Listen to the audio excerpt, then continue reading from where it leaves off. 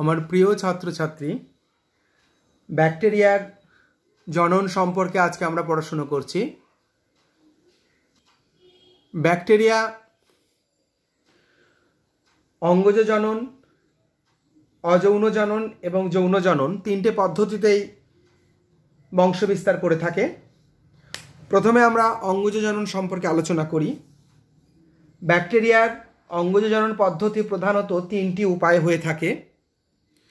ব্যাকটেরিয়ার অঙ্গজ জনন, এই অঙ্গজ জনন তিনটি উপায়ে সংগঠিত হয়ে থাকে। একটি হলো বিভাজন পদ্ধতি, দ্বিতীয়টি হলো মুকুলোদ্গম পদ্ধতি এবং তৃতীয়টি হলো খণ্ডীভবন পদ্ধতি। খণ্ডীভবন পদ্ধতি দেখা যায় সূত্রাকার ব্যাকটেরিয়া স্ট্রেপ্টোমাইসিসের ক্ষেত্রে। স্ট্রেপ্টোমাইসিসের দেহটা এরকম অনুসূত্রের মতো লম্বাটে হয়। এবার এই দেহটা কোনো কারণে ছিঁড়ে গেলে দুটো টুকরো হয়ে গেল, দুটো ব্যাকটেরিয়া হয়ে গেল। খুব সহজ সরল পদ্ধতি এই খণ্ডীভবন পদ্ধতি। আদিম প্রকৃতির ব্যাকটেরিয়া স্ট্রেপ্টোমাইসিসের ক্ষেত্রে এই খণ্ডীভবন পদ্ধতি দেখা যায়। অঙ্গজননের দ্বিতীয় পদ্ধতি মুকুলোদ্গম পদ্ধতি। মুকুলোদ্গম পদ্ধতিও কিছু আদি প্রকৃতির ব্যাকটেরিয়া যেমন অ্যানকা মাইক্রোব্রিয়াম অ্যাডেটাম নামক ব্যাকটেরিয়ার ক্ষেত্রে দেখা যায়। এই সমস্ত ব্যাকটেরিয়ার ক্ষেত্রে কি হয়, মাতৃকোষের দেহ থেকে বাইরের দিকে বার্ড বা মুকুল সৃষ্টি হয়। এই ধরা যাক ব্যাকটেরিয়াটি, এই ব্যাকটেরিয়ার শরীরের, এটা তার ডিএনএ, এই ব্যাকটেরিয়ার শরীরের বাইরের দিকে এরকম বার্ড বা মুকুল সৃষ্টি হয়, আউটগ্রোথ তৈরি হয়, উপবৃদ্ধি তৈরি হয়। ব্যাকটেরিয়ার ডিএনএটি প্রতিলিপি লিপন পদ্ধতিতে ডিএনএ তৈরি করে। ডিএনএর একটি পার্ট এই কোরকের মধ্যে প্রবেশ করে বা বার্ডের মধ্যে প্রবেশ করে। তারপরে এই কোরক মূল ব্যাকটেরিয়া থেকে বিচ্ছিন্ন হয়ে যায়, ফলে একটা নতুন ব্যাকটেরিয়ার জন্ম হয়। এইভাবে কোরকোদ্গমের মাধ্যমে কিছু কিছু ব্যাকটেরিয়ার ক্ষেত্রে এই অঙ্গজনন হয়ে থাকে। অঙ্গজননের সবচেয়ে সহজতম এবং দ্রুত উপায় হলো বিভাজন। বিভাজন পদ্ধতিতে কী হয়, ধরা যাক একটি ব্যাকটেরিয়া, তার ভেতরে এই ডিএনএ, এই ব্যাকটেরিয়া যখন বিভাজন পদ্ধতিতে বংশবিস্তার করবে, প্রথমেই তার এই ডিএনএটি প্রতিলিপিকরণ পদ্ধতিতে আরেকটি অপত্য ডিএনএ তৈরি করবে। এই মাতৃ ব্যাকটেরিয়ার মধ্যেই প্রতিলিপিকরণ পদ্ধতিতে একটি অপত্য ডিএনএ তৈরি হবে। আমরা দুটো ডিএনএ দুটো কালার দিয়ে দেখালাম। তারপরে কি হবে, এই ব্যাকটেরিয়ার শরীরের মাঝামাঝি জায়গায় এটি খাঁজ উপনীত হবে। যে অপত্য ডিএনএ তৈরি হয়েছে, সে অপত্য ডিএনএটি এক প্রান্তে চলে যাবে। এটা অপত্য ডিএনএ, কেবলমাত্র তৈরি হয়েছে সেই ডিএনএ। তারপরে কি হবে, ব্যাকটেরিয়ার এই খাঁজ ক্রমশ বৃদ্ধি পেয়ে পুরো ব্যাকটেরিয়াটাকে দুটো খণ্ডে বিভক্ত করে দেবে। ফলে একটি ব্যাকটেরিয়া থেকে দুটি ব্যাকটেরিয়া সৃষ্টি হয়ে যাবে। এই দ্বিবিভাজন পদ্ধতি ব্যাকটেরিয়ার জননের ক্ষেত্রে সবচেয়ে দ্রুত গতিতে ঘটায় এবং সবচেয়ে বেশি ব্যাকটেরিয়ার সংখ্যা সৃষ্টির পদ্ধতি। এই দ্বিবিভাজন পদ্ধতি বা বিভাজন পদ্ধতি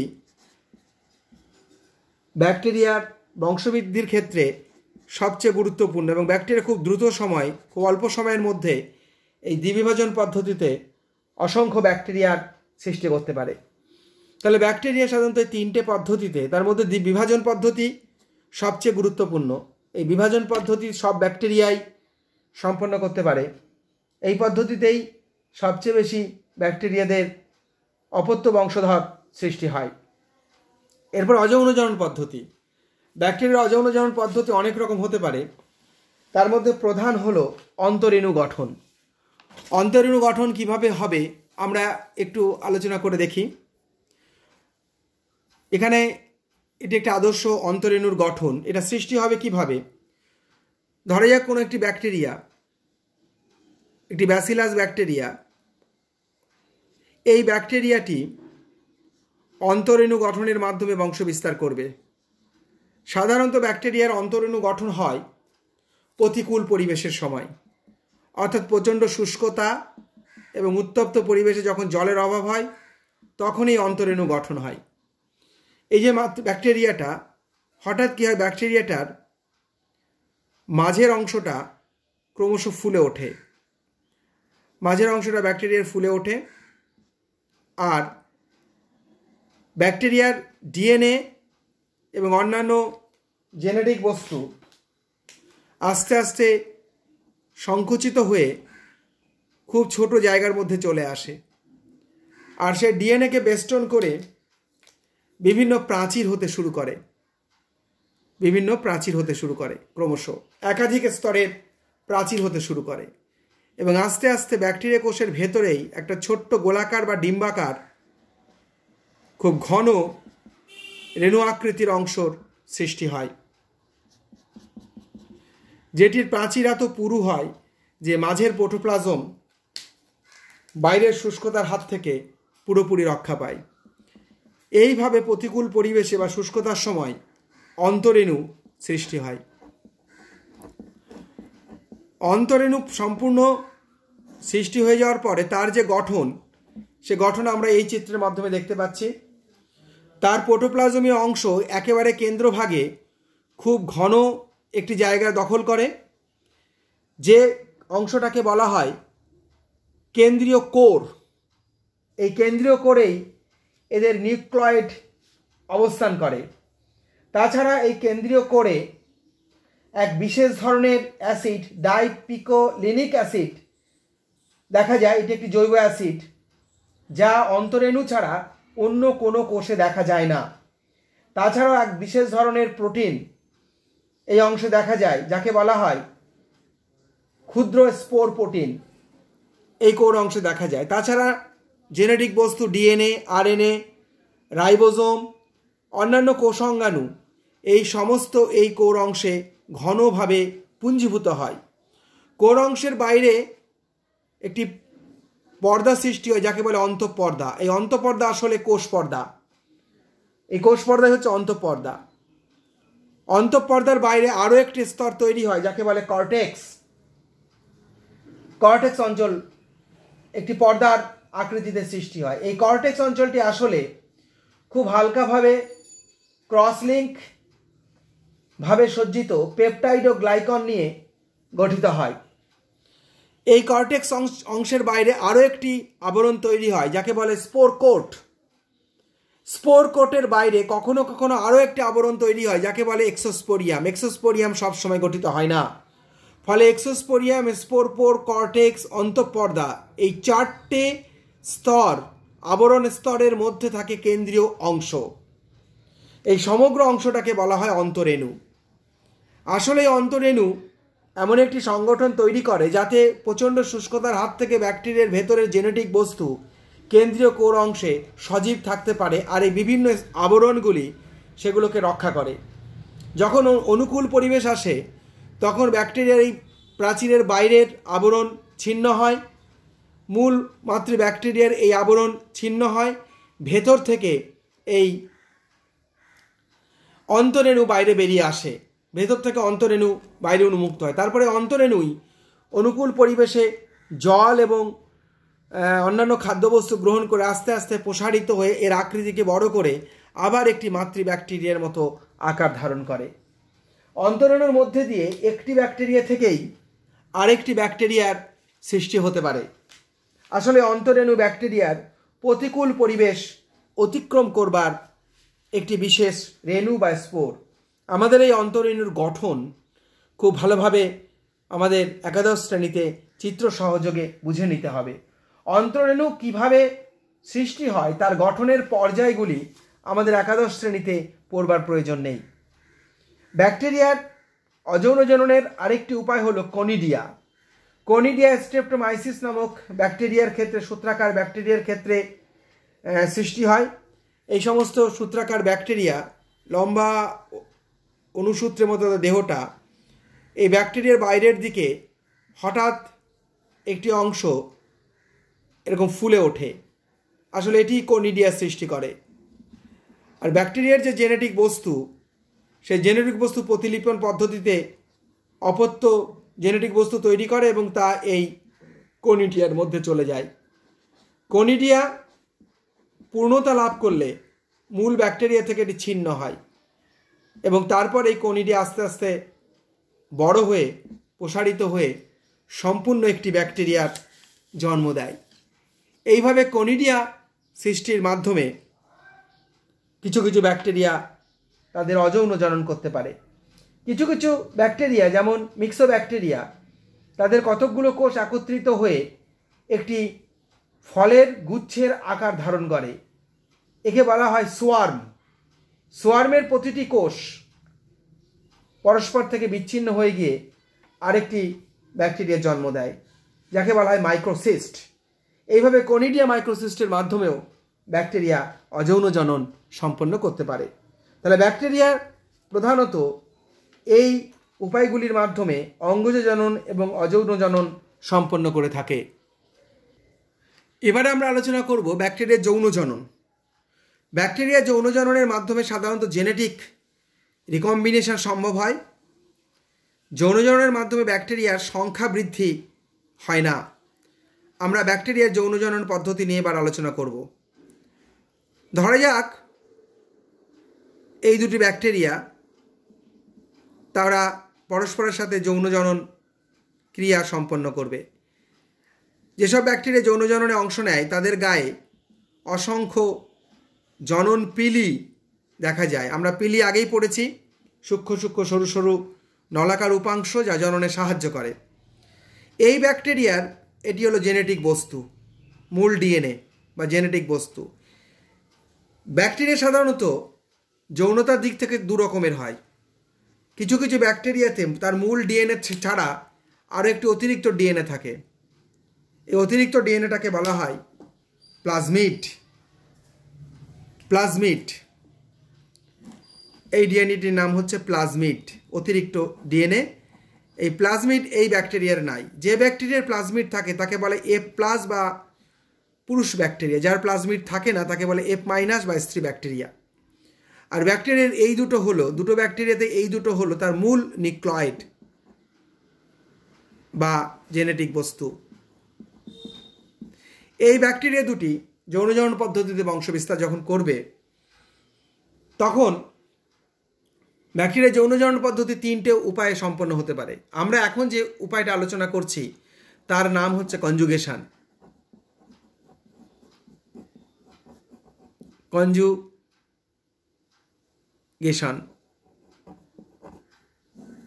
কনজুগেশন বা সংশ্লেষ। কনজুগেশন বা সংশ্লেষ ছাড়া ব্যাকটেরিয়ার ক্ষেত্রে আরও দুটো পদ্ধতিতে যৌন জনন দেখা যায়। একটাকে বলে রূপান্তর ভবন, আর একটাকে বলে ট্রান্সফরমেশন। আমরা এখন কনজুগেশন নিয়ে আলোচনা করছি। কনজুগেশনের ক্ষেত্রে এই যে ব্যাকটেরিয়া এফ প্লাস ব্যাকটেরিয়া বা পুরুষ ব্যাকটেরিয়া, এই পুরুষ ব্যাকটেরিয়ার প্লাজমিড স্ত্রী ব্যাকটেরিয়াতে স্থানান্তরিত হবে। কিভাবে সেটা আমরা এখন আলোচনা করে নেব। এই ব্যাকটেরিয়া দুটি পরস্পরের সাথে তাদের যে পিলি সরু নালী আমরা আগে আলোচনা করে নিয়েছি, এই পিলির মাধ্যমে ব্যাকটেরিয়া দুটি পরস্পরের মধ্যে সংযোগ তৈরি করে, একটা প্যাসেজ তৈরি হয়। সেই প্যাসেজের মধ্যে দিয়ে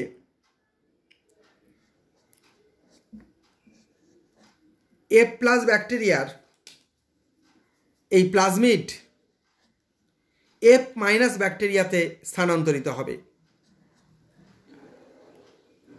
আমরা সেটা দেখি কিভাবে হবে।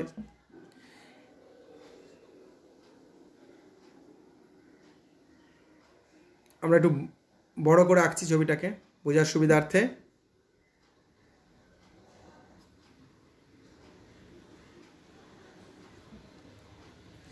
এই যে প্লাজমিড, এই প্লাজমিডের একটা প্রতিলিপিকরণ পদ্ধতিতে একটা অপত্য প্লাজমিড তৈরি হবে। সেই প্লাজমিডটি এই ব্যাকটেরিয়া থেকে এই ব্যাকটেরিয়া দেহে স্থানান্তরিত হবে। তার মূল ডিএনএ তো আছেই, অতিরিক্ত প্লাজমিডটা এই ব্যাকটেরিয়াতে স্থানান্তরিত হবে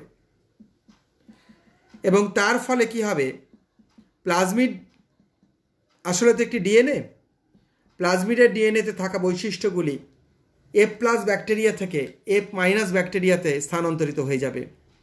ফলে এফ মাইনাস ব্যাকটেরিয়াটি এফ প্লাস ব্যাকটেরিয়াতে পরিণত হবে এবং তারপরেই কনজুগেশন টিউব পরস্পর থেকে ছিন্ন হবে।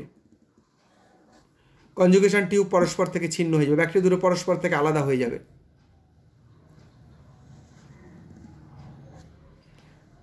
আলাদা হয়ে গেল। আমরা এখানে টিউব বড় করে দেখিয়েছিলাম বোঝার জন্য, আসলে এটা নল, দুটো ব্যাকটেরিয়া আলাদা হয়ে গেল এবং এই যে প্লাজমিড এই ব্যাকটেরিয়া থেকে এই ব্যাকটেরিয়া শরীরে স্থানান্তরিত হয়ে গেল। ফলে এফ মাইনাস ব্যাকটেরিয়াটি এফ প্লাস ব্যাকটেরিয়াতে পরিণত হয়ে গেল, এটি এবার এফ প্লাস ব্যাকটেরিয়াতে পরিণত হয়ে গেল, দুটি এফ প্লাস ব্যাকটেরিয়া হয়ে গেল। এই প্লাজমিডের মাধ্যমে এই ব্যাকটেরিয়ার ডিএনএ এই ব্যাকটেরিয়াতে স্থানান্তরিত হলো। এইভাবে ডিএনএ ট্রান্সফার বা জিন রিকম্বিনেশন বা জিনের একটা ব্যাকটেরিয়া থেকে আরেকটা ব্যাকটেরিয়াতে স্থানান্তরিত হওয়াকে বলা হয় কনজুগেশন। তাহলে কনজুগেশন আমরা কাকে বলবো? যে পদ্ধতিতে ব্যাকটেরিয়া যৌনজননের সময় এফ প্লাস ব্যাকটেরিয়ার অতিরিক্ত ডিএনএ প্লাজমিড সেক্স পিলির মাধ্যমে এফ মাইনাস ব্যাকটেরিয়ার দেহে স্থানান্তরিত হয়, সেই পদ্ধতিকে বলা হয় কনজুগেশন বা সংশ্লেষ। এই কনজুগেশন বা সংশ্লেষের মাধ্যমে আসলে ব্যাকটেরিয়ার সংখ্যা বৃদ্ধি ঘটে না, ব্যাকটেরিয়ার একটি ব্যাকটেরিয়া থেকে জিনগত বৈশিষ্ট্য আরেকটি ব্যাকটেরিয়াতে স্থানান্তরিত হয়। এটি হলো কনজুগেশন পদ্ধতির মূল লক্ষ্য। কখনো কখনো কনজুগেশন পদ্ধতিতে আরেকটি ঘটনা দেখা যায় কি, এই যে প্লাজমিড, এই প্লাজমিড মূল ডিএনএর সাথে যুক্ত হয়ে যায়। কখনো কখনো এই প্লাজমিড যদি মূল ডিএনএর সাথে যুক্ত হয়ে যায় তখন সেই প্লাজমিডকে বলা হয় এপিজোম। এপিজোম তখন এফ প্লাস ব্যাকটেরিয়ার ওই এপিজোম তার মূল যে জেনেটিক ডিএনএ সেই ডিএনএর কিছু অংশ সহ এফ প্লাস ব্যাকটেরিয়া থেকে এফ মাইনাস ব্যাকটেরিয়াতে স্থানান্তরিত হয়। আমরা এখানে যে আলোচনাটা করেছি সেখানে আমরা দেখতে পাচ্ছি শুধুমাত্র এফ প্লাস ব্যাকটেরিয়ার অতিরিক্ত ডিএনএ প্লাজমিডই এফ মাইনাস ব্যাকটেরিয়ার দেহে স্থানান্তরিত হচ্ছে। কিন্তু অনেক ক্ষেত্রে কি হয়, ব্যাকটেরিয়ার মূল ডিএনএর সাথে নিউক্লিয়ার ডিএনএর সাথে প্লাজমিড ডিএনএ যুক্ত হয়, তারপর ওই প্লাজমিড ডিএনএ মূল ডিএনএর কিছু অংশ নিয়ে এফ মাইনাস ব্যাকটেরিয়াতে স্থানান্তরিত হয়। এইভাবে যখন ব্যাকটেরিয়ার মূল নিউক্লিয়ার ডিএনএর সাথে প্লাজমিড যুক্ত হয় তখন তো ওই প্লাজমিডকে এপিজোম বলা হয় এবং ওই সংযুক্ত ডিএনএকে অর্থাৎ ব্যাকটেরিয়ার মূল ডিএনএ এবং এই প্লাজমিড যুক্ত হয়ে যে ডিএনএ তৈরি করে তাকে বলা হয় হাই ফ্রিকোয়েন্সি রিকম্বিনেশন স্ট্রেন। এবং সেই high frequency recombination strain DNA তখন এফ প্লাস ব্যাকটেরিয়া থেকে এফ মাইনাস ব্যাকটেরিয়াতে স্থানান্তরিত হয়। কখনো কখনো এভাবেও কনজুগেশন ঘটতে পারে। এইভাবে কনজুগেশন ঘটলে তখন তাকে বলা হয় সেক্স ডাকশন। এটাও কনজুগেশনের একটি বিশেষ উপায়। তাহলে আমরা কনজুগেশন পদ্ধতিতে কিভাবে ব্যাকটেরিয়ার যৌনজনন সম্ভব হয় সে আলোচনা আমরা এখানে শেষ করলাম। এবারে আমরা ব্যাকটেরিয়ার যৌনজননের দ্বিতীয় পদ্ধতি নিয়ে আমরা আলোচনা করব। ব্যাকটেরিয়ার যৌনজননের দ্বিতীয় পদ্ধতি হলো ট্রান্সফরমেশন। ট্রান্সফরমেশন বা রূপান্তর ভবন। ট্রান্সফরমেশন বা রূপান্তর ভবন ডিপ্লোকক্কাস নিউমোনি নামক ব্যাকটেরিয়ার ক্ষেত্রে বিজ্ঞানী গ্রিফিথ সর্বপ্রথম ট্রান্সফরমেশন প্রমাণ করেছিলেন। তো ট্রান্সফরমেশন পদ্ধতিটা আসলে কিভাবে ঘটে বা রূপান্তর ভবন পদ্ধতিটা কিভাবে ঘটে আমরা এবার একটু দেখে নিই। রূপান্তর ভবন, এই ট্রান্সফরমেশন বা রূপান্তর ভবন পদ্ধতি কিভাবে ঘটে আমরা একটু এখানে দেখে নিই। ডিপ্লোকক্কাস নিউমোনি ব্যাকটেরিয়ার ক্ষেত্রে দেখা যায় এর দুটো স্ট্রেন রয়েছে। দুটো স্ট্রেন রয়েছে কি কি? এই একটি ব্যাকটেরিয়া, এই একটি ব্যাকটেরিয়া, দুটো স্ট্রেন। এই ব্যাকটেরিয়ার নিজস্ব ডিএনএ, এটা এই ব্যাকটেরিয়ার নিজস্ব ডিএনএ। এই ব্যাকটেরিয়ার শরীরে আরও একটি অতিরিক্ত আবরণ আছে যেটা এই ব্যাকটেরিয়াতে নেই। এই বাইরের আবরণটাকে বলা হয় ব্যাকটেরিয়ার ক্যাপসুল, ক্যাপসুল আবরণ। এটি হলো ক্যাপসুল আবরণ। ডিপ্লোকক্কাস নিউমোনি ব্যাকটেরিয়ার এই ক্যাপসুল আবরণটা এখানে নেই। ক্যাপসুল আবরণযুক্ত ব্যাকটেরিয়াকে বলা হয় মসৃণ আবরণযুক্ত ব্যাকটেরিয়া বা 3S টাইপ। এই ব্যাকটেরিয়া স্মুথ, কারণ এই ক্যাপসুল লেয়ারটা খুব পিচ্ছিল এবং মসৃণ তাই। আর ক্যাপসুল বিহীন ব্যাকটেরিয়াকে বলা হয় 2R টাইপ ব্যাকটেরিয়া। ডিপ্লোকক্কাস নিউমোনির এই দুই ধরনের ব্যাকটেরিয়া দেখা যায়। তো 2R টাইপ ব্যাকটেরিয়া স্তন্যপায়ী প্রাণীদের শরীরে বা মানুষের শরীরে ঢুকলে আমাদের শ্বেতকণিকা এই ব্যাকটেরিয়াগুলোকে ধ্বংস করে ফেলতে পারে এবং আমাদের নিউমোনিয়া রোগ হয় না। সেজন্য এই ব্যাকটেরিয়াকে বলা হয় অক্ষতিকর ব্যাকটেরিয়া। এই অক্ষতিকর ব্যাকটেরিয়া আমাদের শরীরে কোনো রকম নিউমোনিয়া রোগ সৃষ্টি করতে পারে না, কিন্তু এই ব্যাকটেরিয়া যেহেতু নিউমোনিয়া রোগ সৃষ্টি করতে পারে তাই একে বলা হয় ক্ষতিকর ব্যাকটেরিয়া। এবারে গ্রিফিথ প্রমাণ করেছিলেন পরীক্ষার মাধ্যমে যে যদি কোনোভাবে এই ক্ষতিকর ব্যাকটেরিয়ার যে ডিএনএ, এই ডিএনএ যদি অক্ষতিকর ব্যাকটেরিয়ার দেহে প্রবেশ করে তাহলে অক্ষতিকর ব্যাকটেরিয়া ক্ষতিকর ব্যাকটেরিয়াতে রূপান্তরিত হয়ে যায়। কিভাবে আমরা একটু দেখার চেষ্টা করি। ধরা যাক এই ব্যাকটেরিয়ার ডিএনএ এই ব্যাকটেরিয়ার শরীরে স্থানান্তরিত হবে কোনোভাবে, সেটা পরিবেশে হতে পারে। এই ব্যাকটেরিয়া যদি ক্যাপসুল খুলে যায়, আবরণ খুলে যায়, তার ভেতরে ডিএনএটা বেরিয়ে এলো, আমরা এই ব্যাকটেরিয়ার ডিএনএকে এই সবুজ রং দিয়ে আমরা চিহ্নিত করলাম S3 টাইপ ব্যাকটেরিয়ার ডিএনএ। কিংবা যদি আমরা তাপ দিয়ে এই ব্যাকটেরিয়ার প্রাচীরটাকে নষ্ট করে ফেলি, ডিএনএটাকে আমরা যদি সজীব রাখি, তখন সেই ব্যাকটেরিয়াকে বলা হয় তাপে মৃত ব্যাকটেরিয়া। এইভাবে তাপে মৃত ব্যাকটেরিয়ার সৃষ্টি হলো, তার ডিএনএ সৃষ্টি হলো। এবার যদি এই ডিএনএকে আমরা ক্ষতিকর ব্যাকটেরিয়ার শরীরের মধ্যে প্রবেশ করিয়ে দিই, এই ডিএনএ যদি কোনোভাবে এই ব্যাকটেরিয়ার শরীরে প্রবেশ করে, তাহলে দেখা যায় এই R2 টাইপ ব্যাকটেরিয়া তার শরীরের মধ্যে S3 টাইপের ডিএনএ প্রবেশ করেছে। ফলে দেখা যায় এর চারিপাশে ক্যাপসুল আবরণের সৃষ্টি হয় এবং এটি S3 টাইপ ব্যাকটেরিয়াতে রূপান্তরিত হয়ে যায়। এটা হচ্ছে S3S ডিএনএ, 3S টাইপের ডিএনএ, এবং এখানে ক্যাপসুল সৃষ্টি হয়ে গেল। অর্থাৎ এই যে R2 type 2R bacteria 3S ব্যাকটেরিয়াতে রূপান্তরিত হয়ে গেল এই ডিএনএ প্রবেশ করার জন্য। অর্থাৎ এই 2R টাইপ ব্যাকটেরিয়ার জিনগত ধর্মের পরিবর্তন ঘটে গেল। একেই বলা হয় রূপান্তর ভবন। এইভাবে S3 টাইপ ব্যাকটেরিয়ার ডিএনএ R2 টাইপ ব্যাকটেরিয়ার মধ্যে প্রবেশ করার ফলে R2 টাইপ ব্যাকটেরিয়াটা S3 টাইপ ব্যাকটেরিয়াতে পরিণত হয়ে গেল, তার ধর্ম পরিবর্তন হয়ে গেল। একেই বলা হয় রূপান্তর ভবন বা ট্রান্সফরমেশন। আমরা রূপান্তর ভবনের সাধারণ ঘটনা কিভাবে ঘটে তা এই আলোচনার মধ্যে দিয়ে আমরা বুঝে নিয়েছি। বিজ্ঞানী গ্রিফিথ একটি পরীক্ষার মাধ্যমে এই রূপান্তর ভবন কিভাবে ঘটে তা সুন্দরভাবে আলোচনা করেছিলেন। বিজ্ঞানী গ্রিফিথ তার পরীক্ষার মাধ্যমে দেখিয়েছিলেন যে কিভাবে এই bacteria R2 type bacteria S3 type ব্যাকটেরিয়াতে রূপান্তরিত হয়ে যেতে পারে, যাকে বলা হয় গ্রিফিথের পরীক্ষা।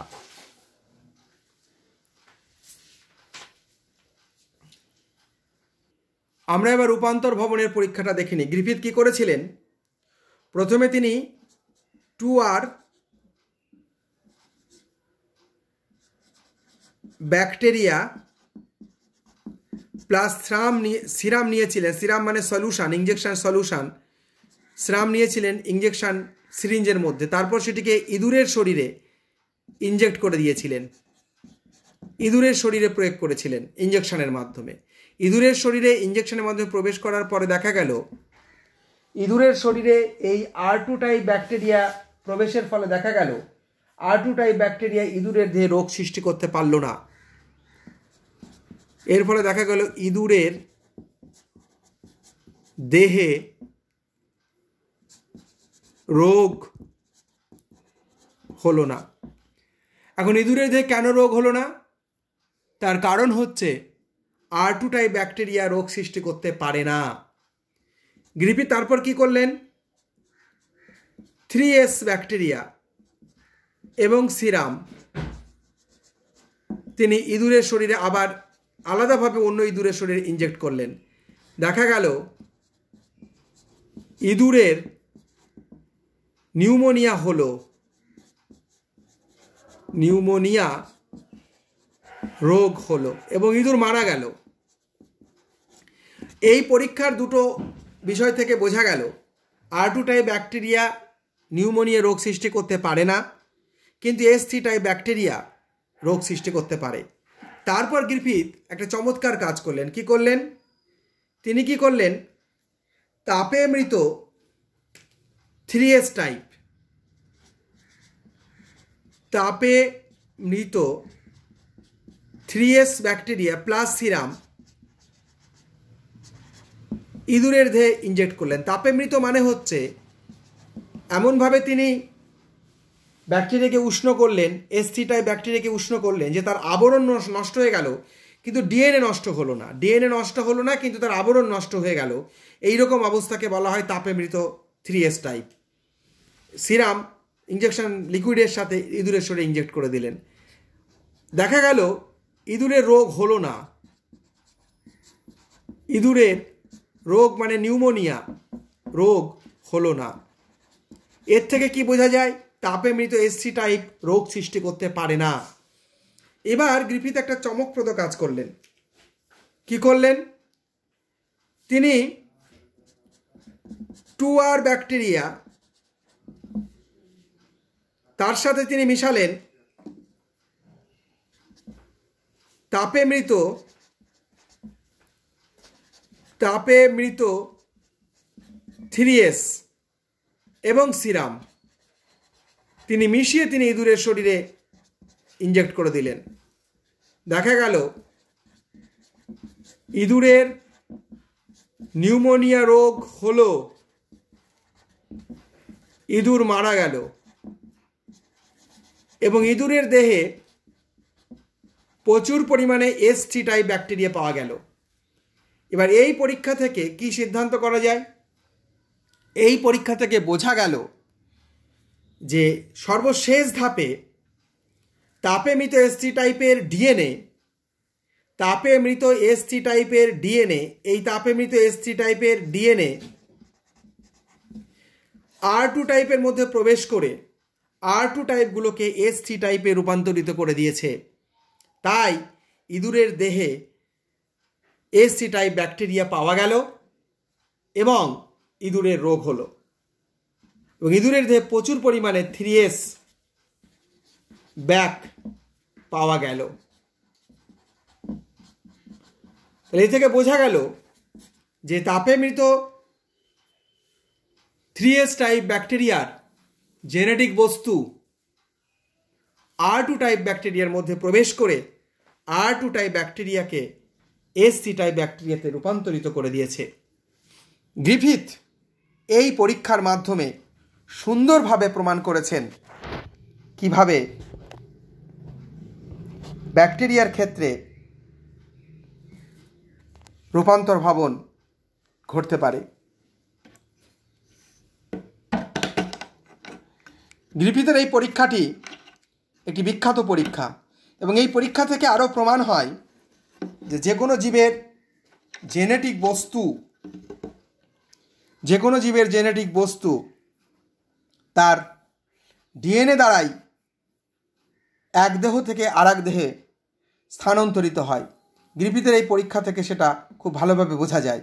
কারণ 3S টাইপ ব্যাকটেরিয়ার ডিএনএ R2 টাইপে প্রবেশ করে R2 টাইপের মধ্যে 3S টাইপের ধর্মকে স্থানান্তরিত করেছে। ফলে এ থেকে বোঝা যায় যে ব্যাকটেরিয়ার ডিএনএই জীবদের জিনগত বৈশিষ্ট্য বহন করে। যদিও বা এই পরীক্ষার মাধ্যমে ডিএনএ জেনেটিক বস্তু তা নিশ্চিতভাবে প্রমাণ হয় না। পরবর্তীকালে অন্যান্য কিছু বিজ্ঞানী অ্যাভেরি, ম্যাকলিওড, ম্যাককার্টি তাদের পরীক্ষার মাধ্যমে নিশ্চিতভাবে প্রমাণ করেছিলেন ডিএনএই জীবের জেনেটিক বস্তু। আমরা এখন গ্রিফিথের এই পরীক্ষা পর্যন্তই আমরা আলোচনা রাখলাম এবং ট্রান্সফরমেশন পদ্ধতি আমরা বুঝে নিলাম। তাহলে আমাদের আজকের এই ক্লাস এই পর্যন্তই।